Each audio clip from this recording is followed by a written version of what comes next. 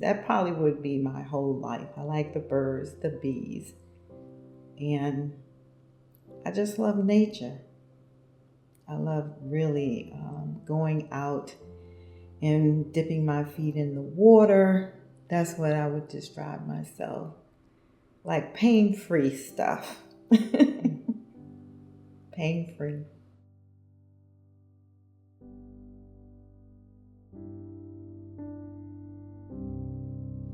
My name is Marion M. Jones, and I'm from what they call the DMV, Maryland, Southern Maryland, on the East Coast. I am the oldest of 11 in my immediate family. And I have 6 sisters, 4 brothers. And always had to be the strong one, always had to take care of them, cook, feed them, help them with their homework. I wouldn't go to bed until probably about 12 o'clock, midnight, because I had so much chores to do and take care of my family. I love being a mom. When my son was born, James, it just seemed like he was going to be a very strong person. Even as a little baby, I could tell he was going to be strong. And then when Tashaw came, she was my pride and joy. She's very smart, intelligent as a little girl. And then TJ came. And I was like, that boy is going to really take me through something. But I could tell he was going to be a kind, very energetic person. Well, what they were like together as siblings, I wouldn't let them be mad at one another. I could remember a time when they would get mad at each other, and I would make them go out on the steps and sit. And I say, you can't come in the house until you make up. I don't care how you do it, but you can't come in here until you love one another. And that's where my stand have been with them, you know. And then they say, well, who gonna say they sorry first? And who gonna do this? I would hear them. And then they say, okay. And then little Miss Missy Tashaw, she would say, okay, I'll get it started. I'm sorry. All right, we're going to go in and we're going to make mommy proud because we want her to be happy. So they were always trying to make mommy happy. Well, I've always taken them to church as growing up, and for TJ, what he was like as a child and growing up, he was very happy. He loved the family. He loved being around the family. And as a child growing up, he found it to be a little bit hard sometimes, you know, in dealing with people, because he always liked to be happy. And he would find out that a lot of people was not happy in this world. But he still would say, Mom, gotta make the fam happy. That's what he would call them, the fam. So the day that was leading up to things happening, it was a very, very pretty, beautiful skies. Me and my daughter, we worked together in different buildings, but that day, it seemed a little strange, but I remember him calling me, and he was saying, Mom, I'm going to meet you at the doctor's appointment, because he had a doctor's appointment because he had grand mal seizures. And I was always afraid that that's what he could die of because he had fell from a ladder. He used to work for BET and he fell. And that was because of the seizures he had. But he was telling me, Mom, I just finished visiting Grandma and I'll see you a little bit later. So while me and Tashal was at work, we decided we were going to go to lunch together. And for some strange reason, I just kept looking at just lifting my head up, looking at the sky. So pretty. And I was telling Tashal, isn't it a beautiful day? And long story short, when we got back to the office, the phone rang. And I could feel myself like panicking because I felt like there was something going on. And I remember TJ called me that night and asked me to pray. And he told me that he helped his uncle to get saved. And that he told him he needed to get off the streets. And when me and Tashal got in the office, the phone rang. And I didn't answer it.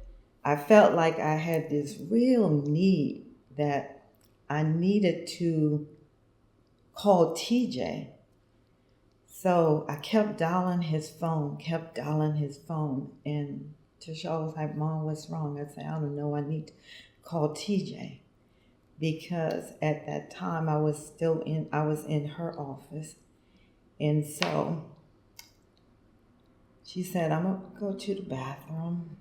I was in the office by myself, so I kept calling TJ, kept calling him.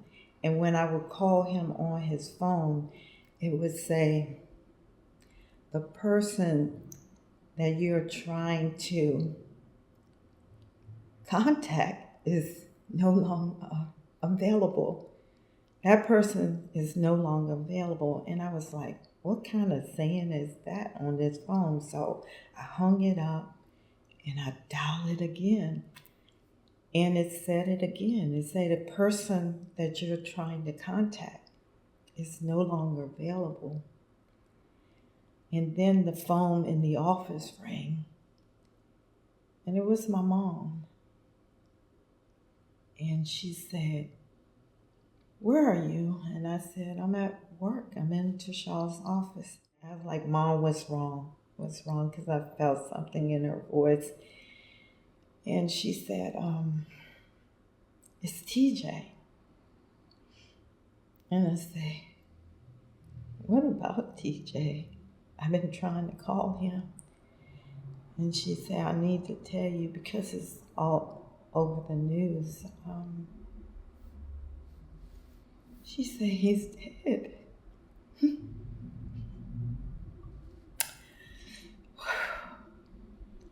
I said, I screamed. And at that time, I guess my daughter was coming down the hall and she ran in. She said, Mom, what's wrong? And I said, Mom's on the phone. I just hung up on her. I was like, she said, TJ is dead. And she screamed. And then Tashal's boss came in. And he took us into his office. And then he asked us if we wanted to call someone else, And then by that time, Eric was calling me. And I told him Mom had already called me. And he said, oh, wow, I wish she hadn't done that. But it was like, don't go nowhere. I'm coming to get you. Going to the scene, I didn't really know what had happened at that time until Eric picked me up, and with what he knew that my son had been shot, our son had been shot. And he had been shot, he said, about 9 times. And they assumed that it was like a homicide because of the information they had already gathered by witnesses being in the alley and what they were saying about the guy that came. I didn't learn a lot of things until a little bit later that day about a young man that had witnessed everything directly, and he knew who the perpetrator was, and that had killed, my son. So once when I got to the scene, I saw my son as if he was getting ready to get into the car. You know how you get in the car, you put your one leg in and the other leg was like out of the car. And he was like leaning back. And I wanted to go over there and Eric him, and I was screaming a little bit. And I was like, I got to get over there to my son. And the officer came to me and he said, no, this is not nothing a mother should see. And Eric didn't want me to go over there. And so the officer put me in his car, which was a little bit closer to the scene. And I was just in there and I was just very panicking. And I wanted to get out the car. And they wouldn't let me.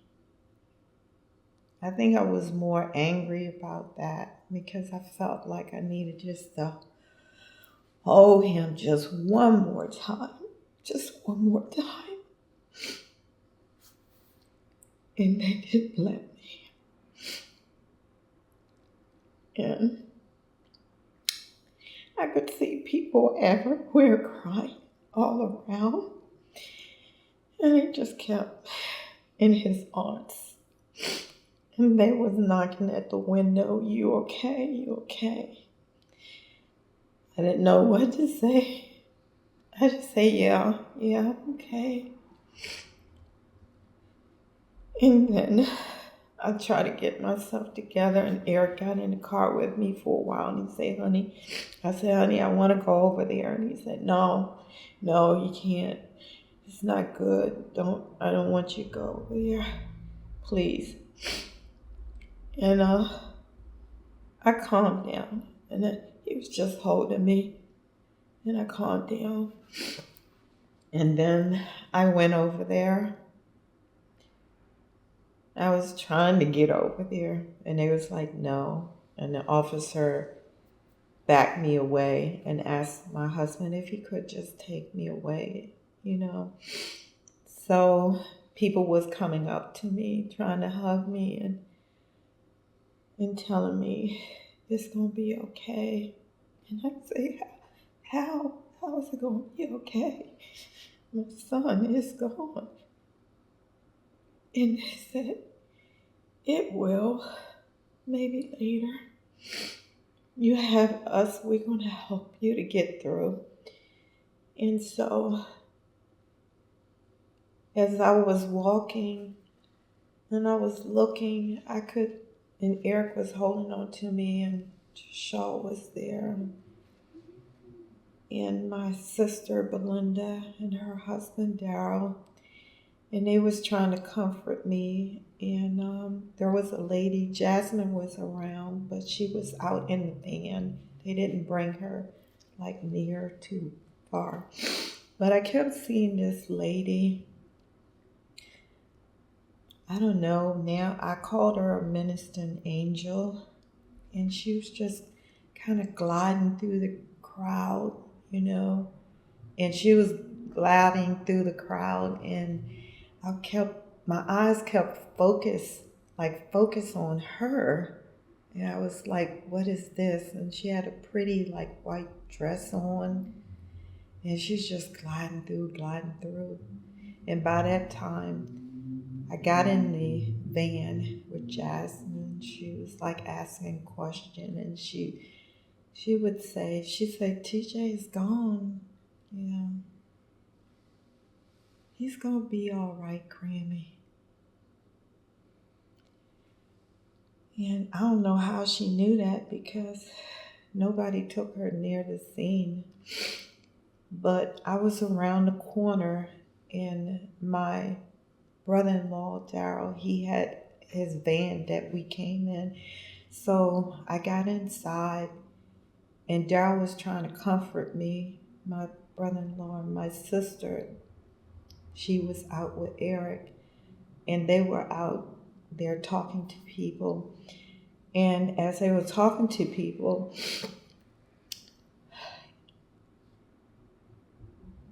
all of a sudden, the lady came in front of me that I saw walking through the crowd. And she said, it's going to be okay. She said, TJ has gone on to be with the Lord. And I just looked at her. She said, you thirsty? You want some water? And it just seemed like it was all like a movie because it was like she went in the store and she came back out and she handed me some water and she told me to drink and thirst no more. She said he's with the Lord and he's okay. And I think it kind of calmed my spirit down. It calmed me down. And I believe what she said. Because I know me and TJ prayed that night because he called me and asked me before I saw him to pray. And I said, boy, you out in them streets of D.C. is dangerous. And he said, Mom, he said, God is protecting me. God will always protect me. Yeah. I think he became he was already a good dad to his daughter and to his son, Jayla and Lydell. He became a good father, a better father. I think it made him to realize that, you have to stay close and stay in contact with your children. And I think that he lashed onto that, as like giving him more strength and helping him. But he was angry. He was very angry. He just didn't know how somebody could, take his brother's life. So he would come to me and call me and text me, and he just would say, I can't believe it. I never thought that I would be going through this, And he would come to the house and I would cook him something. I did still have enough strength because I wanted him to be strong, and know that as a mother, I was still there for him if he needed me, And I would cook for him. And he had a way, and I think I took more attention in how he really ate his food. He kind of separates everything. You could put it together and he separate his food. And we laughed about that, And I said, you're so funny. And we just laughed and we cried and we reminisced about TJ. And he remembered him and them getting in a fight. And Eric had to try to separate, but then Eric said, no, I'm not going to, their father. He was like, no, I'm not going to separate them. I'm going to let them fight. And always, James thought he was a man. And believe it or not, that's what they call him. James, a.k.a. man. Because before Eric came into our life, he was the man of the house, So he always thought he had to protect. So he still was in a protective mommy mode and checking on me and seeing if I'm okay. And he just said, it's going to take me a while, mommy. I don't know how. I don't know how. I don't know how we're going to get through this. And he was worried about his sister, Tasha, and how she was going to make it. That's one thing I was always happy about. The relationship that they had as siblings, they loved one another. And Eric and Derek, and when we made our family, and they took it hard. Eric and Derek took it very hard. Because truly, we were the American family that came together. Because Eric had 2 boys. They were 3.5 when I met him. I had 3 children. And we've been a family for 37 years. And a blended family. And we love one another. And that's the most important thing. But yeah, James and Tasha, it was very hard for them. They love their brother. And you got to think about it. It's like when you grow up in a family, and even as a mom, like they spend a lot of time with their sibling. Sometimes like maybe more than we spend time with them, So they shared a lot of things that they talked about, And I'm just proud that I had all of them. I told them it was my new normal, So it was going to be their new normal without their brother. But that we could always still love one another and keep keep his memory alive, keep TJ's memory alive. And that there's always hope in the journey of grief. To me, that was important.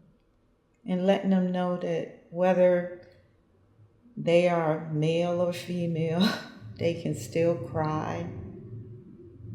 That was good medicine for our souls, that we could still cry. It was a relief when you cry, because I told them, guess what?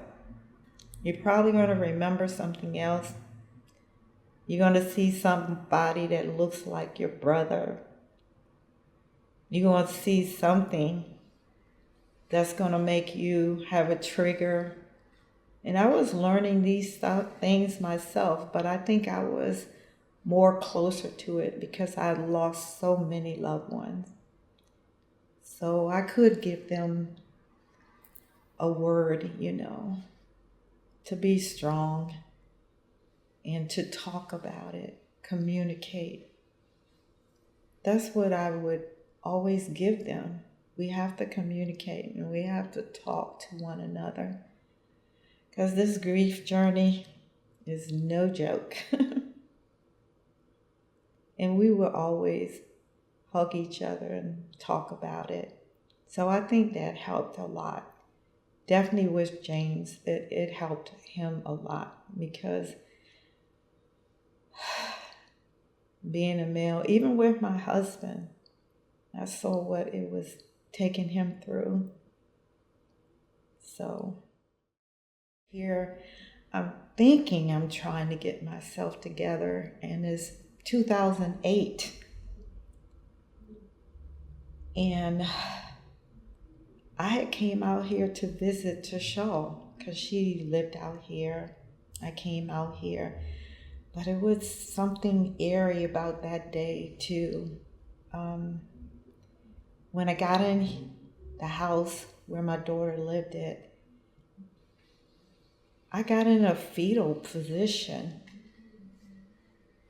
and I laid in the floor. And I remember Jasmine coming in and saying, Grammy, why are you laying in the floor? And she said, let me get you at least a blanket. And she laid the blanket on the carpet. And I got on there. And I said, I don't know, baby. I just feel like I gotta lay here. And I kept calling my son, James. And I called him, and he finally answered. And then Jasmine says, see, Grammy, he's okay. And I talked to him, and he was having some kind of problem with his girlfriend. So he said, Mommy, no more. He said, if the girl ain't like you, I don't want to deal with her. That's what he said. And he said, I'm getting myself together with that, And he was letting me know. He said, I love you. And we were saying we love one another. And he said, Ma, it'll be okay. It will. And I said, okay. But even after he hung up the phone, I felt some kind of way. I felt like the day when it happened to my son, DJ. It's like a mother kind of knows something. And I just felt that something was about to happen. Jashal and Jasmine came in, and they were like looking at me, and I already had that feeling like on the day with TJ when it happened to him. And they came in, and I looked at their faces, and I just told them, I said, what happened to James? I said it to them before they said it to me. And Tashal said, I was like, no, I just feel it. And then I said, what happened? I said, what happened? And then she told me what she knew that had happened. He was in an accident or someone hit him. And all I could remember her saying something about a pole. I think a pole went through his head. And they just hugged me. We were all on the bed. And they just hugged me. And we just hugged. And we just cried and cried. And hugged. And I don't think I could process too much. I just start thinking about TJ. Then I start thinking about James. And then Tashal did tell me. She said, Dad is on his way. I said, okay. I think I was just numb. I don't remember saying too much. I think I just was numb. It took me a minute to try to get myself together. I just kept crying. And I think I said, not again, not again, not again. Oh my God. Yes, Lord. Why do I have to go through this again? Why?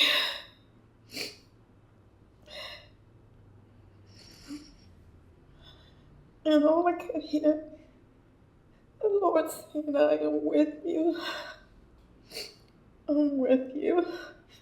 I'm with you. Marion, I'm with you. That's all I could hear. I just kept that close to my heart because of anything that I know about God. I always know that He's love. And He's not going to take me through nothing that I can't bear. But I still felt like I said, Lord, this is hard. It's really hard. And I just kept hearing Him say, it's going to be okay. It's going to be okay, Mary.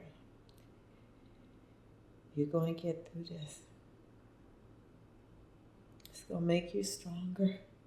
It's going to make you talk louder. It's going to make you keep them in your mind forever. I know sometimes some people say sometimes they come to a closure. For a mother, there is no closure. You can move forward in it. You can get through it the best way you can with family and loved one helping you through that process of that journey. But there'll never be closure. I remember when Jesus said, James, behold your mother. Mother, behold your son. And that kind of stuck with me in that moment. Because as we know, there's not a lot of story about Mary, the mother of Jesus. I believe she was grieving. That's why God gave us that moment so we could comfort one another through these storms. But I believe she still persevered and she remembered. And she still went on with her life and in love and peace. Because there is hope. Even in tragedy, there's hope. And I will believe that for the rest of my life.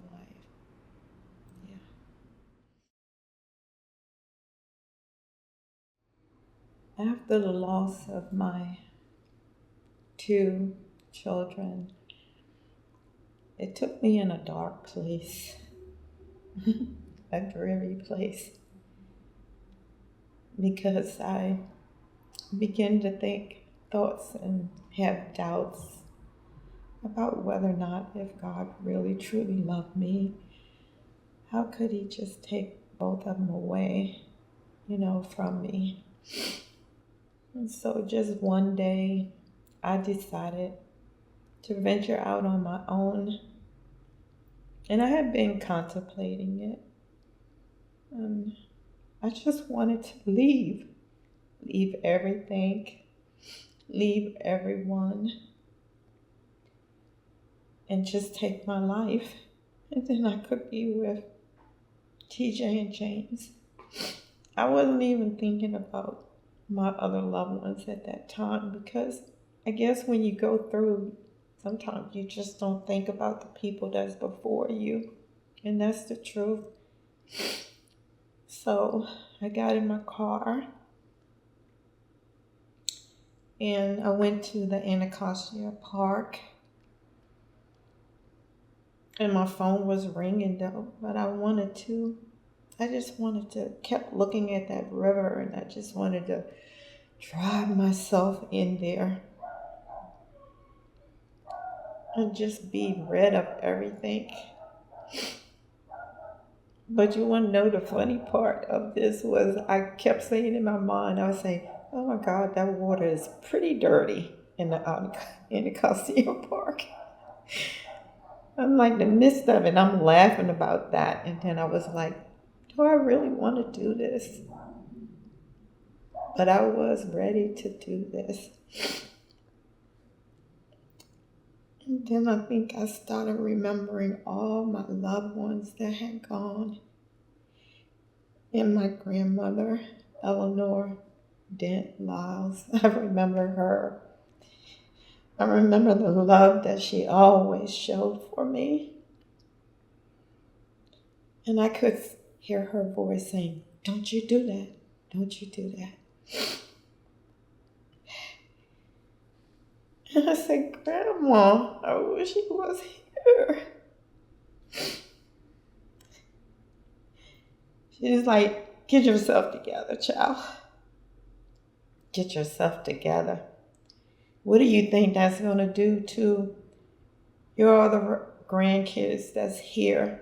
Your daughter, what she's going to go through, your husband, the twins, Eric and Derek. What is that going to do to them?" So it kind of brought me a little bit back to reality. Then I remember my doctor's office wasn't too far away, and I drove myself there.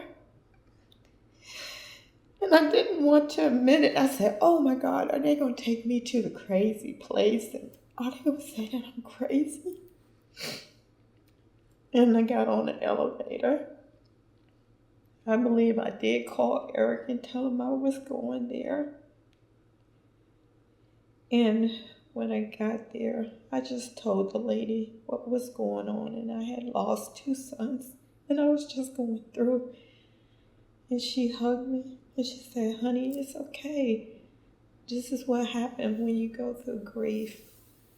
This is what happened. You on your journey, but this is the first thing to healing. You came to us, you sought us out, and this is where you can get help." So, in short, they put me on an anxiety pill. I was on their anxiety pill for probably about, till I came out here actually. So probably about maybe from that time, 2008 to 2011. But I was determined to get off of it, and I knew I had to heal myself, and the doctor told me how I could get off of it.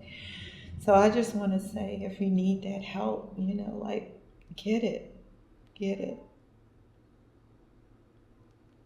Don't be ashamed of it when you need help, and you need to talk to someone, and you need to talk to a counselor. It's not an embarrassing moment. It's called a helping moment. So, yeah. Well, as I was getting through my new normal and going to see therapists and getting the help and on meds, I was feeling better, feeling better. And one day I had some friends that came over to see me, and I received a phone call from my daughter, and she was like, "Mom, are you home alone?" I was like, "No, got some company, but it's okay." And then I believe I told her who was all there visiting, and she didn't sound real good to me. And she said, "I gotta tell you something, and I just need to tell you right now. I feel bad about telling you. I really do." And then she told me that she had, I believe she had Jasmine and Jayla with her at the doctor's appointment, but she could probably elaborate it on a little more. But she told me that she had cancer. She had breast cancer, and it was 4th stage. And it was like, and they're saying like I have less than like, a year or so, because it was one of the new forms of cancer that they were checking on in the United States. It was called triple negative breast cancer. And they had really just started studying it like in 2008. And I believe this was 2009 when she called me and told me. And I was like, "Oh my God." I'm thinking, not again. How many times, Lord, how many times? And everybody would start gathering around me, asking me what was wrong. And I think I just went off in the room. I said, "Just let me talk. to Shaw for a little bit. And she was crying, but she said, I got to try to be strong because I got the girls with me. I didn't know I was going to get this kind of news. So that's when, I just kept talking to her. I just couldn't believe my ears, like what I was hearing, like once again, like a third time. I'm like, Lord. And I guess I just went numb again. I just went numb. I was thinking, oh my God, now I'm going to lose my daughter. I'm like, Lord, what are you trying to do to me? This is so much hurt and pain. I'm like, I don't know if I can do it a third time. I'm like, that's my only daughter. I was like, that's my only child left. What did I do to deserve this? Why, Lord? Why are you taking her away from me? And I heard him say, what have you been doing in your whole life? I say, I'm always praying. I'm thinking to myself, I'm always praying. He said, continue on to pray. Continue on to pray. Continue on to pray. I answer prayers. Just continue on to pray. And that's what I did. I told God, I'm sorry, God. You're not going to take this one. No. You're not going to. I even told God, and some people say, oh, you told him that? I said, yeah, I put my hands up. I said, God, right now, you got to give me a little bit of time. So them kids be saying, talk to the hand? I'm like, you need to talk to the hand. I swear, I said that. I was like, you got to talk to the hand, Lord. Because I need a break. I need to take this all in. What you saying to me? And all I could still hear him say is pray. Pray. And that's what I did. Prayed. I asked him. I know y'all heard about that story in the Bible where I don't know if it was Hezekiah or something. He was asking for more time, more life. And I think God granted him 15 more years. And I told God, I said, no, it's going to be more than 15 years. It's going to be more than 15 years. And I know it's been 13 years now that she's been cancer-free. But I'm so grateful for the 13 years. And I know it's going to be more. I know it's going to be more. She's a living witness. And that's how I process my grief of my loss of my boys. Because this child health gives me life and more abundantly. So thank you. Thank you, Lord. Thank you.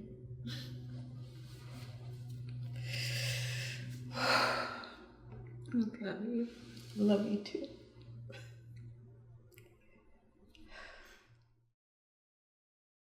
I guess I want to say you have to just put your best foot forward and go through the emotions that you need to go through. If you need to cry.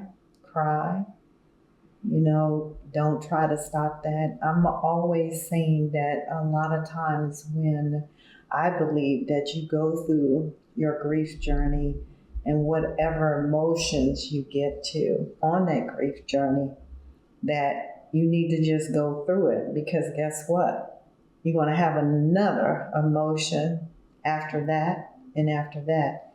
And don't contemplate on like, oh gee, how I'm going to feel tomorrow or whatever. Just be in the moment, like the right now moment with your grief and with your loss and what you need to feel and get through. I believe those things definitely would help you to move forward. I'm always using that word, moving forward. And it doesn't mean that we forget our loved one. It don't mean that at all. We can always remember them. And don't let anybody tell you how to grieve. Your grief is your grief.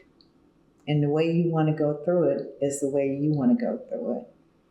And sometimes we have to, like train other people as they going through their grief. And what I mean by that is like our loved ones, because when you have family members, and even when people have gone through, they always try to tell you, well, this is what I done. This is what I did. And I'll give you a quick, for instance, like a lot of times people will come in my house and it probably would be like 10 years later. I mean, because it's 25 years for TJ and it's going on 17 years for James. And if I want to keep a picture up of my loved one, and you want to keep a one up of your loved one, I say do that. It's your home. You can do whatever you want. Let them go through their grief. If they want to take theirs down, let them take theirs down. We just have to compromise in that way. And everybody go through grief differently. So I was like, we just have to sometimes tell people when we go through, we have to tell them exactly how we feel. And at one time I had a problem with that because I thought, I was like, oh, let me put the picture down, let me hide this, because this one then already said something about, oh my God, you still got all these pictures up. And I'm thinking, how could they even fix their mouth to really say that, And then I have to always remember, they haven't had anybody that they lost, So I would just say, you go through your grief because grief is complicated. And it is something that once when you lose a loved one, you will find it out. And don't let anybody ever tell you about your shoes, because that's good on both sides. Because you can say, you ain't been in my shoes. I can tell someone else that, but guess what? You can still wear the same size shoes I wear, a size 8. But you fit your feet in my shoes and see, are they going to fit well in there? I don't think so. So I'm just saying, go through the way you need to go through with your grief and on your grief journey. And I guess that's what I have to say to you. Just be wise on your grief. Get help if you need. Get the extra help. If you need to see a counselor, a therapist, or you have somebody special that you feel like you can talk to better than your family, I say do that.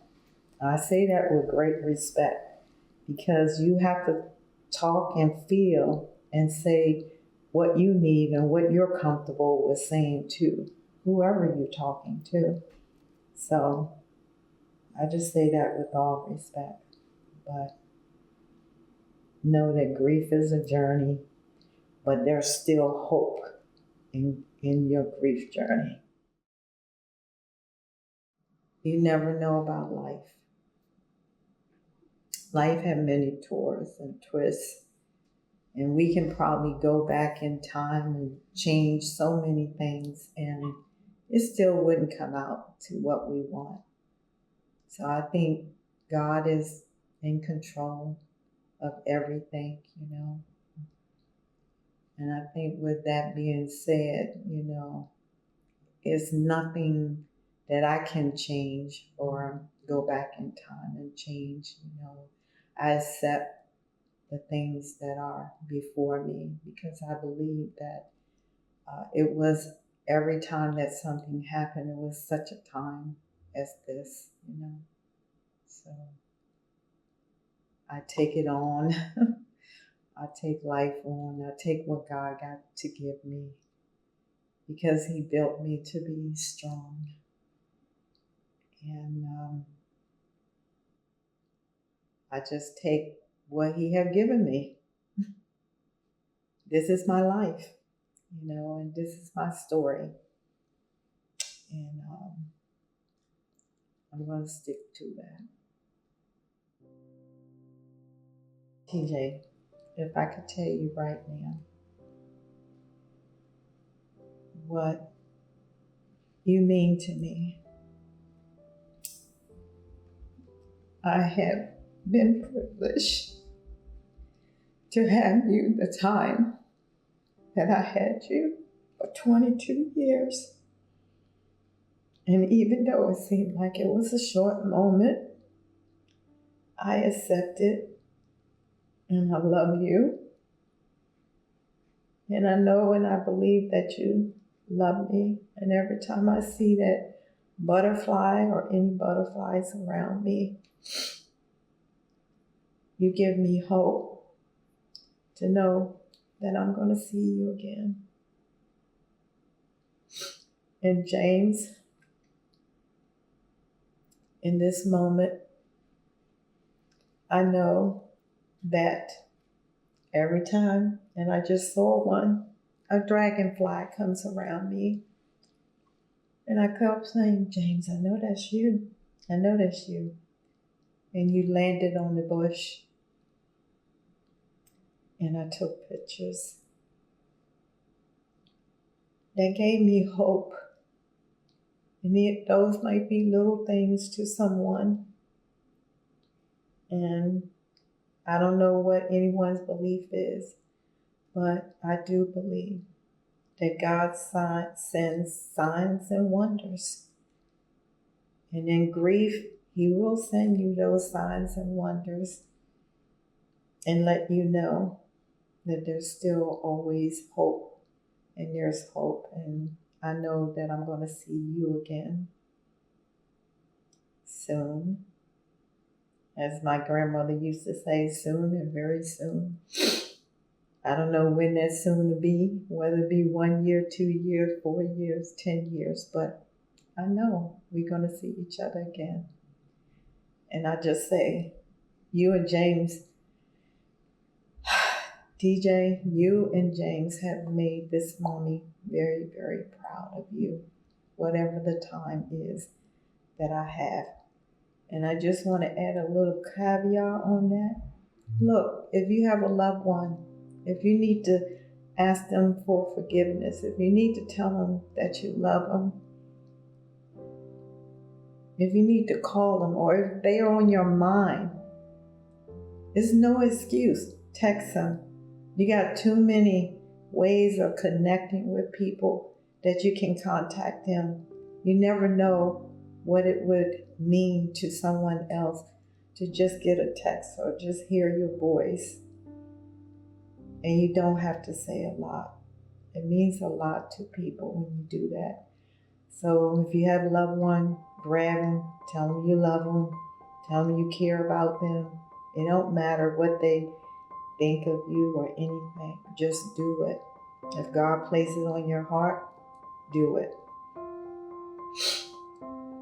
Do it.